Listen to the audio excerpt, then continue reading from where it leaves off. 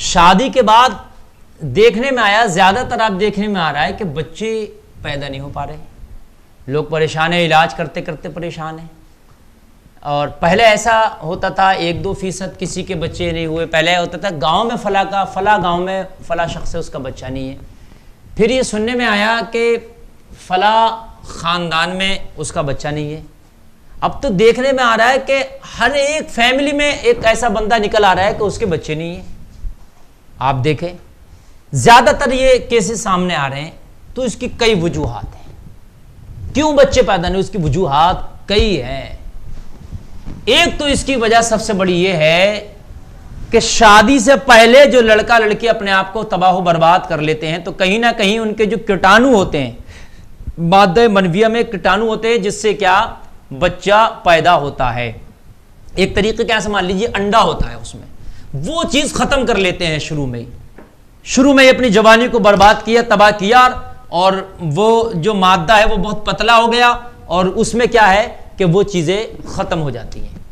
دوسرا ایفیکٹ جو اس کا غذاؤں کی وجہ سے بھی ہے معزز سامعین. جیسے مثال کے طور پر آج ہم یوریا بہت استعمال کر رہے ہیں، طرح طرح کی اسپرو ہماری جو ہے چل رہی ہے، دوائیاں چل رہی ہیں.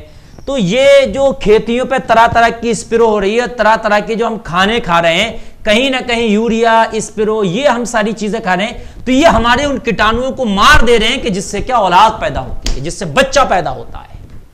یہ بھی جو بچہ پیدا ہوتا ہے ایسے نہیں ہے، جب بچہ جو پیدا ہوتا ہے دونوں کا مادہ جب ملتا ہے تو اس سے ایک انڈا پیدا ہوتا ہے، اس انڈے سے ہی وہ بچے پیدا ہوتے ہیں. تو وہ کہیں نہ کہیں ہمارے جسم میں وہ چیز ختم ہوتی چلی جا رہی ہے.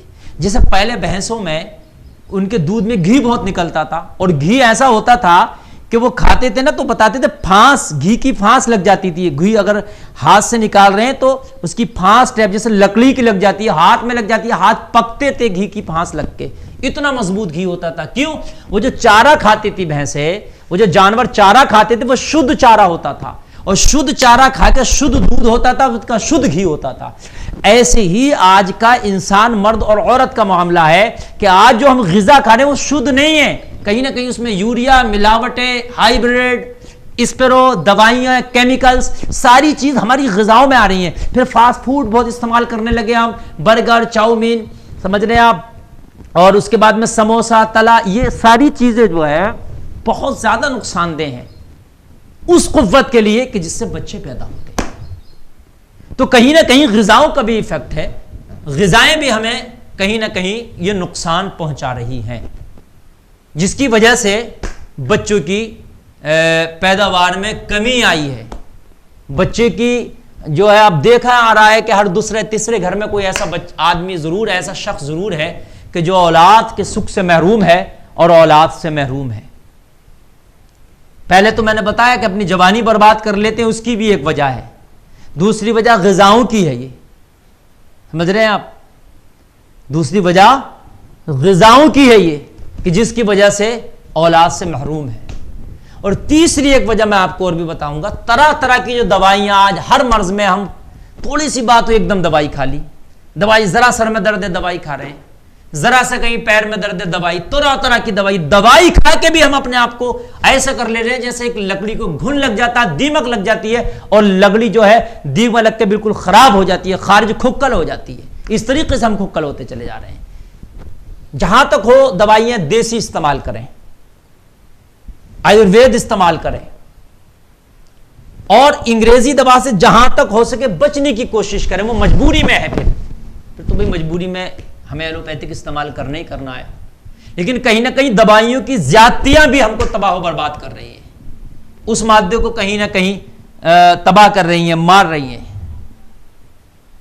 اور ایک وجہ یہ بھی ہے کہ جو یہ فیملی پلاننگ کی ٹیبلیٹس آ رہی ہیں، بڑی بڑی خطرناک ٹیبلیٹس ہیں.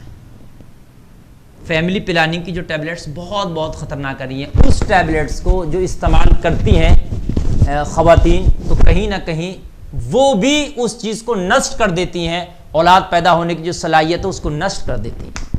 زیادہ ٹیبلیٹ استعمال کرنے سے وہ صلاحیت ہی نشٹ ہو جاتی ہے، اس سے بھی گریز کرنا چاہیے.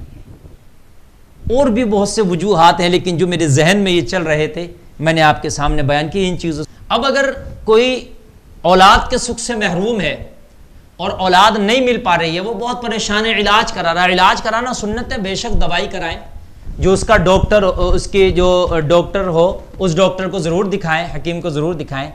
لیکن ایک میں آپ کو روحانی علاج اس کا بتا رہا ہوں. اگر ایسے کچھ لوگ ہیں کہ جو اولاد کے سکھ سے محروم ہیں اور اولاد نہیں ہو پا رہی ہے، تو یہ نسخہ شبستانی رضا میں بھی بیان کیا گیا ہے کہ وہ ایک کام یہ کریں کہ ایک اچھی قسم کا انار لیں، اچھا انار، اور انار لینے کے بعد میں اس کے 4 ٹکڑے کریں، 4 پیس میں، الگ الگ نہ کریں، اس انار کے 4 پیس کر لیں. 4 پیس کرنے کے بعد میں اب 1 پاؤ کشمش لیں اور 1 پاؤ بھنا ہوا چنا، وہ بھی رکھ لیں دونوں. اور اس کے بعد سورہ یاسین شریف کی تلاوت کریں، اول آخر درود شریف پڑھ کے. لیکن تلفظ صحیح ہونا چاہیے، یہ نہیں کوئی بھی ایرا غیرہ سورہ یاسین کی تلاوت کر رہا تو صاف فائدہ نہیں ہو رہا، ایرا غیرہ نہیں کرے گا. جس کو قرآن ٹھیک پڑھنا آتا ہو، چاہے وہ مرد ہو یا عورت، صحیح قرآن شریف تلفظ جس کی صحیح ہو، مع تجوید جو قرآن پڑھتا ہو، تو صحیح تلفظ کے ساتھ سورہ یاسین شریف کی تلاوت کریں. قرآن کے سامنے، اپنے سامنے وہ کٹا ہوا انار رکھ لیں. اور قرآن سورہ یاسین شریف میں مبین ہے، تقریباً 5-6 جگہ مبین آیا ہے. مبین تو جب مبین آئے تو ایک مبین جیسا آئے تو 1 قطرے پہ اس کے دم کر دیں، پھر آگے تلاوت کرتے چلے جائیں، پھر مبین آئے، پھر دوسرے اس کے حصے پہ کٹے ہوا جو قطرہ ہے انار کا اس پر دم کر لیں، پھر آگے پڑھیں، پھر تیسرا مبین آئے تو تیسرے قطرے پہ دم کریں، ایسے چوتھا مبین آئے تو چوتھے قطرے پہ دم کر لیں، پھر 5واں مبین آئے تو پورے انار پر دم کر دیں، پورے سورہ یاسین شریف پڑھ کے دم کر دیں. اور پھر فاتحہ لگا کر کے جو ہے یہ جو کشمش ہے اور یہ جو چنا ہے یہ بچوں میں تقسیم کر دیں، وہ تو بچوں کو کھلا دیں. اب جو بچا انار ہے، اس انار کو پڑھنا کب ہے؟ جب عورت یعنی بیوی جو اس کی اپنے حیض سے فارغ ہو کے غسل کرے، یعنی جب پاکی کا غسل کرتی ہیں تب اس کو پڑھنا. غسل کر کے جیسے ہی فارغ ہوئی، جیسے آج غسل کر کے فارغ ہوئی تو آج ہی عمل انار پڑھوانے والا یہ عمل کرا لیں، کسی خود کر لیں یا کوئی اپنے آپ نہ پڑھ سکے تو کسی سے پڑھوا لیں. اس کے بعد میں پہلی رات آج جو غسل کیا ہے پاکی کا، اس نے پہلی رات جب آئے تو یہ انار کا قطرہ اپنی بیوی کو شوہر کھلائے، اور کھلانے کے بعد میں اس سے ہم بستری کریں. ایسے 4 دن لگاتار کرے گا وہ، یعنی 4 قطرے روز، 4 جب سونے کا وقت آئے تو ایک قطرہ وہ اپنی بیوی کو کھلائے اور پھر کھلانے کے بعد ہم بستری، کیسے 4 دن لگاتار وہ ہم بستری کریں. اور ہم بستری کے بعد میں پھر اللہ سے وہ دعا بھی کرے کہ اللہ جو کرنے کا تھا میں نے کیا، تو مجھے اولاد عطا فرما. تو انشاءاللہ اس سے جو ہے بہت سے لوگوں کی مرادیں برائی ہیں اور بہت سے لوگ بامراد ہو گئے، بااولاد ہو گئے. تو یہ طریقہ بھی آزما کے دیکھیں، یہ بزرگوں کا بتایا ہوا طریقہ ہے، آزمودہ ہے. اللہ تعالیٰ جو بے اولادیں ہیں انہیں اولاد کا سکھ عطا فرمائے.